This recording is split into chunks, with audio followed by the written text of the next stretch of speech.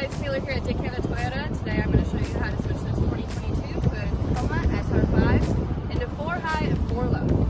Let's go. So now that I'm on the freeway, the max speed to switch into 4 high is 60 miles per hour. I'm going to do it at 55 miles per hour just because I feel that that is a safe speed. And so this style here, you've got your 2-wheel drive, 4 high, push for 4 low, so you won't accidentally switch it into 4 low when you are going 55 miles per hour. So you just turn the knob here, and now we're in 4 high. So you can see on the dash here that we're now in 4-wheel drive, that little green icon with the 4 wheels. All right, so now I'm going to show you how to switch it into 4 low. You're gonna go ahead and put your foot on the brake.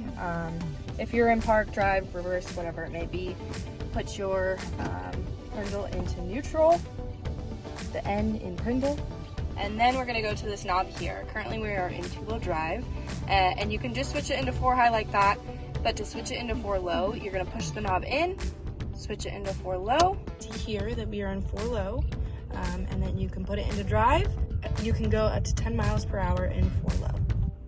Vroom, vroom. Then to switch it into 4 low, we're gonna put it back into neutral, and then we're gonna push this in, put it into 4 high. You can now see on the dash the 4 low is gone, and then into 2-wheel drive or leave it in 4-wheel drive if that's what you're needing. Sick! Anyways. Alright guys, and that's a wrap. Thank you for joining me, Taylor, here at Toyota. If you enjoyed, like, comment, and subscribe.